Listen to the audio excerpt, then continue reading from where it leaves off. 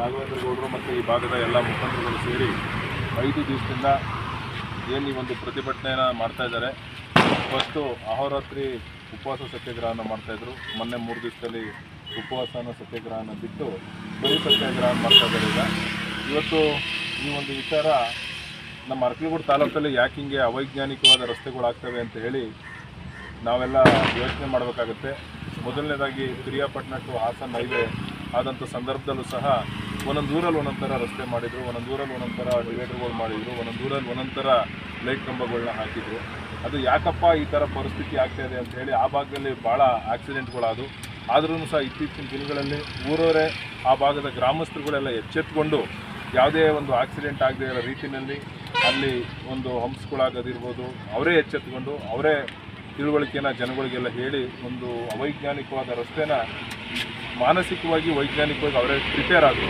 ಇವತ್ತು ಅದಾದ ನಂತರದಲ್ಲಿ ಏನು 2017ನೇ ಇಸ್ವಿಯಲ್ಲಿ ಕಾಂಗ್ರೆಸ್ ಪಕ್ಷದ ನೇತೃತ್ವದ ಸರ್ಕಾರ ಸಿದ್ದರಾಮಯ್ಯನವರು ಮುಖ್ಯಮಂತ್ರಿ ಆಗಿದ್ದವರು, ಆವಾಗ PWD ಸಚಿವರು ಮಾದೇವಪ್ಪನವರು ಇದ್ದಂಥ ಸಂದರ್ಭದಲ್ಲಿ ಏನು ಮಾರ್ಕೆಟು ಸೋಮವಾರಪೇಟೆಗೆ 165 ಕಿಲೋಮೀಟ್ರ್ ರಸ್ತೆ ಅವತ್ತು ಡೀಟೇಲ್ ಪ್ರಾಜೆಕ್ಟ್ ರಿಪೋರ್ಟ್ ಆಯಿತು.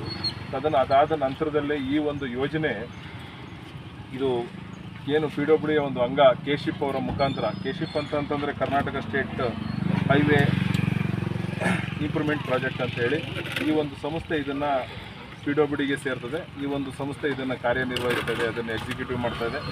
ಇದು ADB ಫಂಡಿಂದ ನಡೀತಿದೆ. ADB ಅಂತಂದರೆ ಏಷ್ಯನ್ ಡೆವಲಪ್ಮೆಂಟ್ ಬ್ಯಾಂಕ್. ಆ ಒಂದು ಸಂಸ್ಥೆ ಈ ಒಂದು ರಸ್ತೆಗೆ ಇನ್ವೆಸ್ಟ್ ಮಾಡಿರ್ತಕ್ಕಂಥದ್ದು. ಇದು ಸುಮಾರು 1000 ಕೋಟಿಯ ಪ್ರಾಜೆಕ್ಟ್. ಅವತ್ತು ಏನು ಆ ಒಂದು ಸಂಸ್ಥೆ PWD ಅಂಗ ಆಗಿದ್ದಂತಹ ಕೆಶಿಪ್ ಅವರು ಪ್ಲ್ಯಾನ್ನ ಮಾಡಿದರು. ಏನು ಒಂದು ಪ್ಲ್ಯಾನ್ನ ಮಾಡಿದಂಥ ಸಂದರ್ಭದಲ್ಲಿ ಅವೈಜ್ಞಾನಿಕವಾಗಿ ಇವತ್ತು ಎಲ್ಲಿವರೆಗೆ ಕೆರಳಾಪುರದವರಿಗೆ ಕರೆಕ್ಟಾಗಿ ಬಂತು ರಸ್ತೆ. ಕೆರಳಾಪುರದ ನಂತರದಲ್ಲಿ ಒಂದೊಂದು ಊರಲ್ಲಿ ಒಂದೊಂದು ಥರ ನಾವೇ ಕಣ್ಣಿಗೆ ಕಾಣಿಸ್ತಾ ಇದೆ. ಯಾವ ಊರಿಗೆ ಹೋದರೆ ಅಲ್ಲಿ ಒಂದು ಕಡೆ ಅಗಲ ಇದೆ, ಒಂದು ಕಡೆ ಚಿಕ್ಕದಿದೆ, ಒಂದು ಕಡೆ ಡಿವೈಡರ್ ಇದೆ, ಒಂದು ಕಡೆ ಡಿವೈಡರೇ ಇಲ್ಲ, ಒಂದು ಕಡೆ ಲೈಟ್ ಕಂಬಗಳಿಲ್ಲ. ಯಾಕೆ ಈ ಒಂದು ಅರ್ಕಲಗೂಡು ತಾಲೂಕು ಈ ಥರ ಒಂದು ದೂಷಣೆಗೆ ಒಳಗಾಗ್ತಾ ಇದೆ ಅದು ನಮಗೆ ಗೊತ್ತಾಗ್ತಾ ಇಲ್ಲ.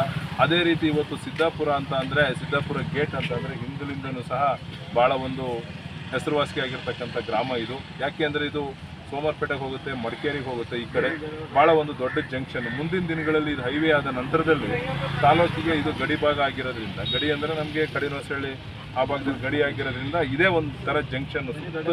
ಎಲ್ಲ ಗ್ರಾಮಸ್ಥರು ಈ ಭಾಗಕ್ಕೆ ಇಲ್ಲಿ ಸೇರ್ತಾರೆ. ಬ್ಯಾಂಕ್ ಇದೆ, ಪಂಚಾಯತಿ ಹೆಡ್ ಕ್ವಾರ್ಟರ್ ಇದೆ, ಅದಾದಮೇಲೆ ಒಳ್ಳೊಳ್ಳೆ ಹೋಟ್ಲುಗಳಿದ್ದಾವೆ, ಮತ್ತು ಅಂಗಡಿಗಳು, ಗೊಬ್ಬರದ ಅಂಗಡಿಗಳು. ಇವತ್ತು ಔಷಧಿ ಏನು ರೈತರು ಬೆಳೀತಕ್ಕಂಥ ಬೆಳೆಗೆ ಔಷಧಿಗಳನ್ನ ಒಂದು ಇದರಲ್ಲಿ ನಾವು ನೋಡ್ತಾ ಇದ್ರೆ ಗೊತ್ತಾಗುತ್ತೆ. ಇವತ್ತು ಇಲ್ಲಿ ಏನು ಒಂದು ಸೂಚನಾ ಫಲಕಗಳಿಲ್ಲ, ಏನಿಲ್ಲ, ಒಂದು ಹಂಪಿಲ್ಲ.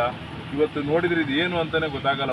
ಬಂದಂಗೆ ಹೋಗ್ತಾರೆ. ಹಿಂಗೆ ಟರ್ನ್ ಆಗಬೇಕಾ, ಹಿಂಗೆ ಹೋಗ್ಬೇಕಾ, ರೋಡ್ ಯಾವುದು ಇದು ಹೈವೇ ರೋಡು ಈ ಕಡೆನಾ ಅನ್ನೋದು ಕನ್ಫ್ಯೂಸ್ ಆಗ್ತಾ ಇದೆ. ಯಾಕೆ ಇದನ್ನು ನಮ್ಮ ತಾಲೂಕಿನ ಮತ್ತು ಎಲ್ಲ ಜನಪ್ರತಿನಿಧಿಗಳು ಇದನ್ನು ಅರಿತುಕೊಂಡು ನಮ್ಮನ್ನು ಕಣ್ತರಿಸ್ತಕ್ಕಂಥ ಕೆಲಸನ ನಮ್ಮ ಸುವರ್ಣ ರಕ್ಷಣಾ ವೇದಿಕೆ ಒಂದು ಮಾಡಿದೆ. ಇದಾದ ನಂತರದಲ್ಲಿ ಇವರು ಒಂದು ಸ್ಟ್ರೈಕ್ನ ನೋಡಿ ನಾವು ಈ ಪ್ರಾಜೆಕ್ಟ್ ಬಗ್ಗೆ ಡೀಟೇಲಾಗಿ ಎಲ್ಲ ತಿಳ್ಕೊಂಡು ನಿನ್ನೆ ರಾತ್ರಿ ನಮ್ಮ ಏನು PWD ಸಚಿವರಾದಂಥ ಸತೀಶ್ ಜಾರಕಿಹೊಳಿ ಸಾಹೇಬರಿಗೆ ರಾತ್ರಿ ದೂರವಾಣಿ ಮುಖಾಂತರ ಮಾತಾಡಿದಂಥ ಸಂದರ್ಭದಲ್ಲಿ ಅಲ್ಲಿ ಏನಾಗಿದೆ ಅವರಿಗೆಲ್ಲ ತಿಳ್ಕೊಂಡು ನನಗೆ ಬಂದು ಅದನ್ನು ಡೀಟೇಲಾಗಿ ಕೊಡಿ, ನಾನು ಅದನ್ನು ಏನೇ ಇದ್ರೂ ನಾನು ಸರಿಪಡಿಸ್ತೀನಿ ಅನ್ನೋ ಒಂದು ಆಶ್ವಾಸನೆ ನಮ್ಮ ಸಚಿವರು PWD ಸಚಿವರು ನಿನ್ನೆ ನನಗೆ ಫೋನಿನ ಮುಖಾಂತರ ಕೊಟ್ಟಿದ್ದಾರೆ.